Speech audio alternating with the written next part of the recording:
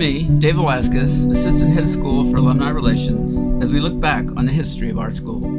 This is a particularly good time to share the Brentwood story, as the school prepares for its 40th anniversary. Brentwood School was founded in 1972 as a nonprofit co-ed day school, having purchased a 7-acre property from the Brentwood Military Academy, a proprietary institution which has existed since 1902, having moved to this location in the early 1930s. Back then, as you can see, no traffic issues existed on Sunset Boulevard, and the school's only neighbors were coyotes and squirrels.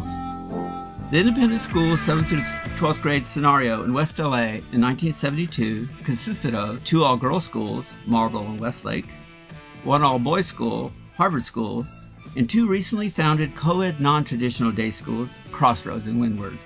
Brentwood filled the niche as a co-ed traditional day school. The only employee remaining at Brentwood in 1972 from the military school days was Tony the cook, who lived in a small apartment above the kitchen. Many of us were a little scared of Tony, but behind his tough exterior was a very kind heart.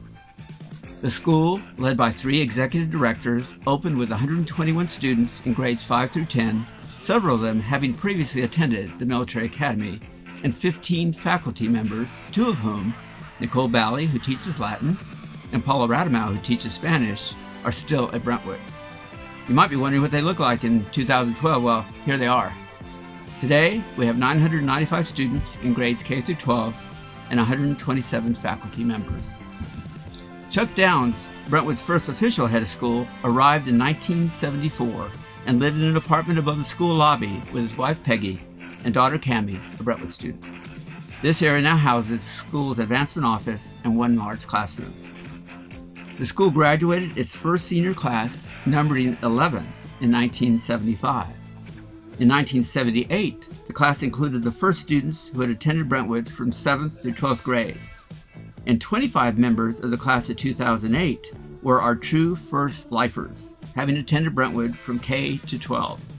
In comparison to the class of 1975, last year's senior class numbered 117. When I arrived in 1980, looking quite young and dapper, I must say, the entire administrative team, other than the head of school and the director of advancement, was comprised of individuals who were all 30 years of age or younger, and the campus consisted of a rather run-down building housing administrative offices in grades 9 through 12, a trailer park, a far cry from our sustainable classrooms of today, served as what was then called our lower school, grades 7 and 8. What is now called Alumni Hall, our cafeteria, was also used as our theater and gym. All school assemblies, for a student body of approximately 400, were held in the North Quad. We did not have a gym. All home games were played at the old gym at Harvard School in North Hollywood, and major performances, since we also did not have a theater, were held at the Little Theater at Mount St. Mary's College. Our 2 science labs were far from modern, and our library was a converted classroom. I, as director of admissions, did quite cursory tours with prospective families back then, pointing out facilities from afar, not allowing them to take too close a look or to linger for any length of time. All traffic entered and exited the school by way of Layton Drive, the official school address being 155 South Layton Drive, and very little diversity existed within our student body or among our faculty. My first senior class, the class of 1981, numbered 59 students. Early during the 1981-82 school year, Chuck Downs announced that he would be leaving. Our board, a bit weary from dealing with the many ups and downs of getting a young school off the ground, were enticed by a merger offer from Westlake School in their effort to go co-ed. Our faculty, feeling that Brentwood would be totally swallowed up and completely lose its identity, intervened and convinced the board to end merger talks. Subsequently, Hunter Temple was hired as head of school in 1982, serving until 2001 when Michael Pratt was named head of school. And on July 1, 2011, Mike Riera began his tenure as Brentwood's 4th head of school. The school's first capital campaign was launched, and in 1984, the long-awaited and much anticipated gymnasium 7th to 8th grade classroom building was completed on the former site of the school's 1 tennis court. It was really fascinating to watch this building being constructed, as the major walls were first framed on large slabs, the concrete was poured, and one day they were all tilted up to form the major structure of this new building. I cannot emphasize enough what an incredible impact this building had, as it was so much more than just a gym classroom building. It was a symbol that our young school was growing and that it indeed had a very bright future. After another successful campaign, Building for the Future, in the late 1980s, our library, theater, science complex opened in 1989 on today's East Campus. In any school, the library serves as the true academic heart of the school. It took Brentwood 17 years, but in 1989, we finally had our academic heart. For years, our conditional use permit capped our enrollment at 480.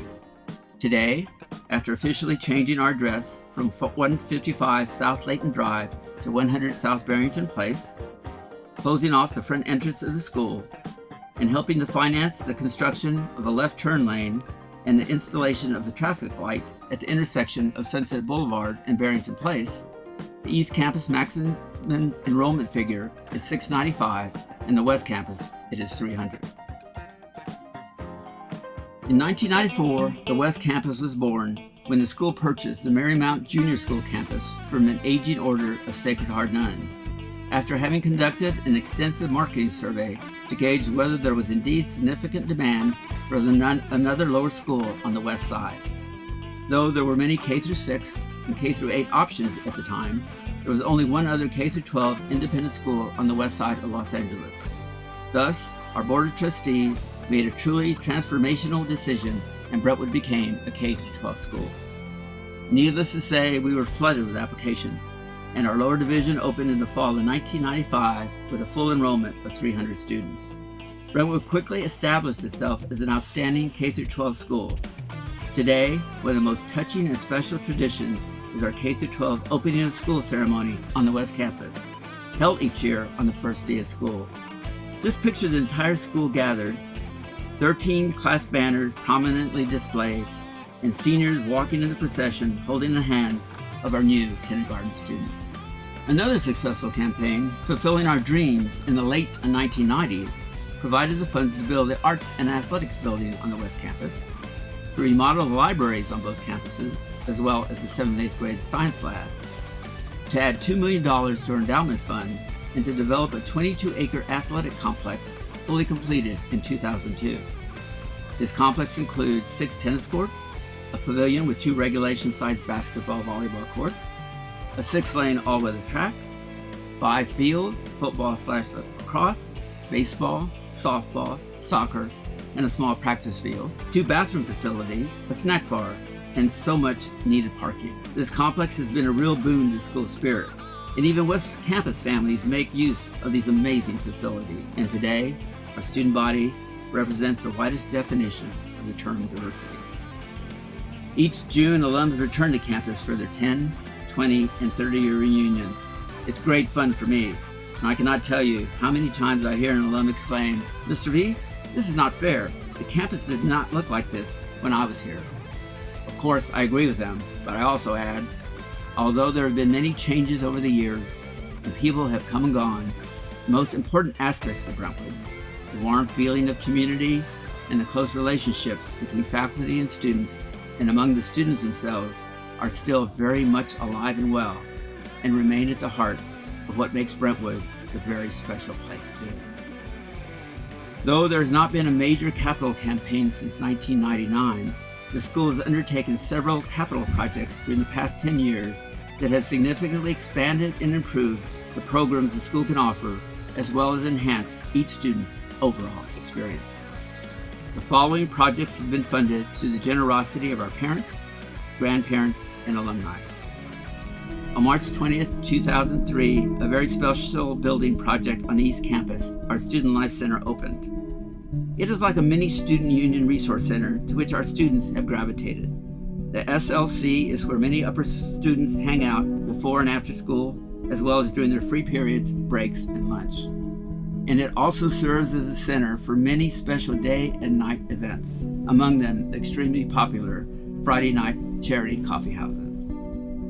The Caruso Watt Aquatic Center had its official opening on May 9th, 2008, although on April 11th of that year, our first ever home meet was hosted. The most exciting aspect of that first meet was that every swimmer who won a race that day set a pole record. And this project proved true the adage, build it, and they will come, as both our swimming and water polo programs have flourished since 2008. And I think you would agree that it was a much needed upgrade. During the summer of 2010, our gym and locker rooms on the East Campus were completely remodeled with a new gym floor, paint, new CIF championship banners, new scoreboards, and new bleachers. And for the first time in years, our locker rooms can be described as both modern and clean. This past summer, our upper school studio art room and North Quad were totally renovated. Our upper school students now benefit from a more modern art studio, as well as larger, better technologically equipped classrooms. And just this past December, 4 600 square foot Gen 7 green modular classrooms arrived at Brentwood and were installed on the former site of our old swimming pool. Constructed from recycled materials and powered by roof-mounted solar panels, the classrooms in the Michael D. Pratt Academic Village, named in honor of our most recent former head of school, now generate enough energy to cover 100% of their electricity usage, making these classrooms LA's first zero-net energy classrooms on a school campus. They are used for both middle and upper school classes.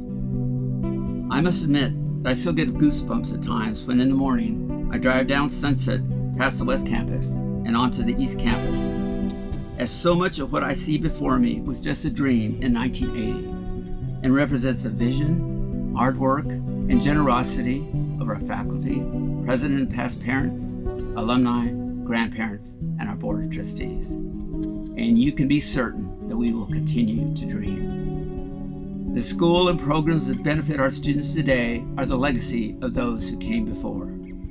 As you have seen, since 1972, the school has literally been transformed. As we prepare to celebrate the school's 40th anniversary, we will all be afforded many opportunities both to look back and to look forward. Just imagine what is possible during the next 40 years. This is certainly an exciting time in the life of our school, and we sincerely hope that you will play a significant role in making Brentwood School even better.